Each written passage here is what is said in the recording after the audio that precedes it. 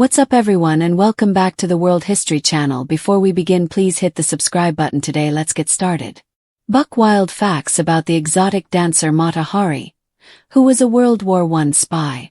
What was Mata Hari like? Mata Hari was more than just an exotic dancer.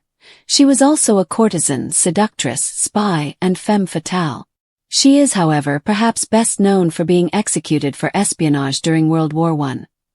Mata Hari was actually a stage name and an invented persona. In 1876, she was born Margaretha Gertha Zell in the Netherlands to a well-off but wealthy family. She left her dreary life in the Netherlands at the age of 18 for the Dutch East Indies, where she became an officer's wife.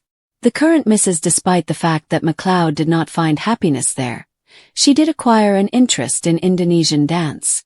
When Gertha returned to Europe, she reinvented herself as an exotic dancer. The movie Mata Hari swept the continent. Her profile brought her to the attention of French, British, and German officials by 1914, when World War I broke out. She and the world underwent profound transformations during World War I. Why was Mata Hari put to death? Especially in the midst of a war, the French accused her of being a double agent. Thus, Gertha was added to the list of famous people who were executed by firing squad. Facts about Marguerite MacLeod show a complicated person who is much more fascinating than her tragic death. She was mistreated by the headmaster of her school. Gertha was born in 1876 to an oil investing hatmaker. Zell lived a lavish lifestyle and wore extravagant gowns for the first 13 years of her life. However, Gertha's mother passed away in 1891. And the family lost everything in 1889. After that, she was sent to live with her godfather, who enrolled her in Dutch school. The headmaster of Gertha's school was the subject of the initial scandal in her life. The man began inappropriately flirting with the teenaged girl.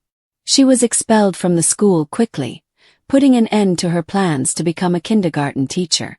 After the incident, Gertha fled to her uncle's home. The young Gertha was already attracting attention, regardless of whether she wanted it or not. To escape her humdrum life, she became a classified's bride for a colonial officer. Gertha decided to look beyond the Netherlands because of her unstable family life. So, when she was 18 years old, she took a risk and responded to a Dutch East Indies newspaper ad for a bride. Norman John MacLeod, a Dutch East Indies officer who was born in Scotland, was the man who was going to be the groom. Gertha decided to travel to Java to be his bride after exchanging letters and pictures. She took up dancing to abate her loneliness in Indonesia. Life on the island of Java was often difficult and lonely for the young Dutch bride. Her relationship with her husband, who was roughly twice her age, was strained. So as a way to occupy herself, Gertha began studying local culture and took up Indonesian dancing. It would be a bet on her independence and future. Her husband was a huge douche. It was a risk that would not pay off for Gertha to sail off to Indonesia and marry someone she did not know. Norman John MacLeod turned out to be an abusive alcoholic. Their marriage was unhappy, and the birth of 2 children, only one of which lived to adulthood, did little to unite the couple. Gertha and John split up in 1902 and got a divorce 4 years later when the small family went back to Holland. After their separation, her husband basically coerced her into giving up custody of their child. Gertha was given custody of Non, their surviving child, following their divorce. Nevertheless, her husband placed advertisements in the local newspapers urging people not to assist her, and she had difficulty making ends meet for her daughter. In the end, Gertha gave Non back to her husband. Without her daughter, Zell believed there was nothing left for her in Holland and set her sights on Paris. She was a circus performer when she first arrived in Paris. After her divorce from MacLeod, Gertha had to financially support herself somehow. As a result, she became a Parisian circus performer. Though she began as a horse rider using the name Lady MacLeod, she eventually transitioned to exotic dancing. She became Europe's favorite exotic dancer. Margaretha decided that she had a chance to reimagine herself after spending her young adulthood in the Dutch East Indies, where she had a miserable time. To help her dancing career, she posed as a Javanese princess, thus adding even more exoticism to her performances. She went by the stage name Mata Hari, which in Indonesian means Eye of the Day.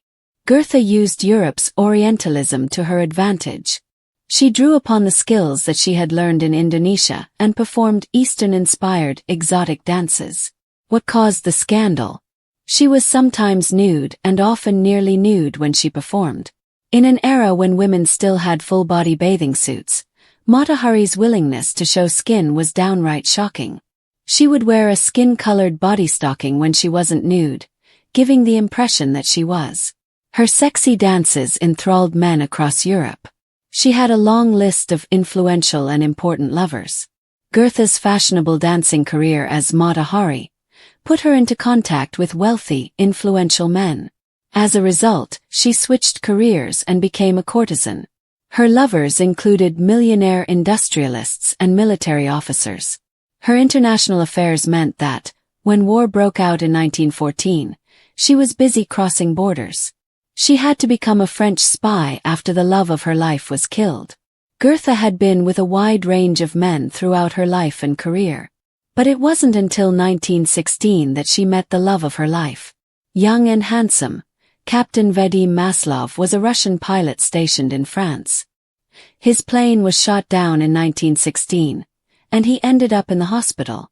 Desperate to see him, Gertha applied to visit him at the front. The authorities granted their permission, but only if she agreed to serve as a French spy. So Gertha said yes for love and money. She was actually commissioned to seduce the Kaiser's son by French intelligence officers. French officers believed that Gertha's career as Mata Hari and her international contacts might be of use to them during the war. Specifically, they hoped that she could seduce Crown Prince Wilhelm, Kaiser Wilhelm II's son and heir. As a result, they offered her 1 million francs if she could charm the prince and learn German secrets successfully. As a result, she began her career as a French spy with the intention of manipulating her way up the German ladder. She was feared to be a German spy, and the Allies did not completely trust her. Officials across Europe began to question Gertha's ability to cross borders. In 1916, she was actually taken into custody and questioned by British officers. She was released only when she admitted to working for the French. However, when French secret police intercepted a German message in 1917, they arrested Gertha for being a German spy. In the course of her trial, it came out that she had once accepted money to share French secrets with a German officer at the beginning of the war, but she insisted she shared nothing of value with him. The Allies used her sexuality against her despite having very little evidence. Authorities had a hard time gathering evidence against Gertha after she was arrested in her Paris hotel room. As a result, they used her past to their advantage. They asserted that she was an exceptional performer whose constant self-reflection was undoubtedly an indication of dishonesty. Prosecutors had a chance to portray her as a depraved spy because she took money from German officers in exchange for sexual favors. Actually, a dossier in the French state archives indicates that Gertha was probably not guilty of the crimes she was accused of. Some believe she was totally innocent and that the Germans set her up. Gertha's attempt to seduce a German officer appeared to be clumsy, so clumsy that the officer immediately recognized her as an amateur. Gertha later emphasized that she only fed him outdated information and gossip in the hope that he would reveal significant secrets, and that her efforts to obtain useful information from him may have been overly aggressive. The officer went so far as to identify her as Agent H21, but to what extent was she actually spying for Germany? Some people claim that the French were able to easily decipher the German messages. Some historians came to the conclusion that the Germans had arranged for her to be tried for espionage because they thought they could be decoded too easily. One historian believes she was completely innocent of espionage and was a convenient scapegoat for a French government that was struggling with a war. Kissing her firing squad was one of her final actions. Zell was given the death penalty despite the lack of evidence against her. In the early morning of October 15, 1917, 41-year-old Gertha was led out to the firing squad that would take her life. As was custom, she was offered a blindfold, but refused. The consummate performer, Gertha blew a farewell kiss to the firing squad that would shortly end her life.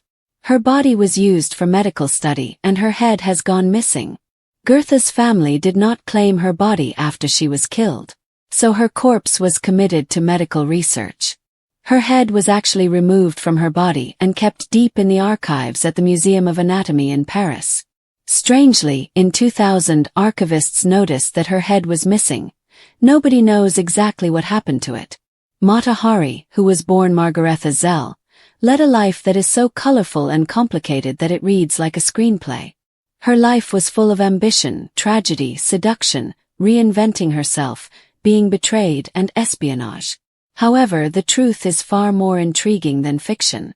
Known to the world as an exotic dancer who rose to fame across Europe, her allure was more than just her performances. She wielded her sexuality and mystique like weapons in a time when women had little power to wield anything else. However, a woman shaped by hardship, longing, and a desire for freedom lay concealed behind her dramatic flair and provocative persona. She was born in the Netherlands in 1876 to a wealthy family, and her upbringing appeared to be destined for comfort until everything fell apart. When her father's investments went bust and her mother died, Goethe, as she was known then, was shuffled between relatives, and her education was abruptly cut short after the headmaster at her school began hitting on her, ending her dream of becoming a kindergarten teacher. Seeking escape, at 18 she responded to a newspaper ad from a Dutch colonial officer looking for a bride and married Norman MacLeod, a man twice her age. She took a boat to Java to start a new life, but she ended up in an abusive marriage with a man who drank heavily and didn't really care about her. Goethe threw herself into learning the dance and culture of Indonesia while she was alone, knowingly sowing the seeds of her eventual stardom.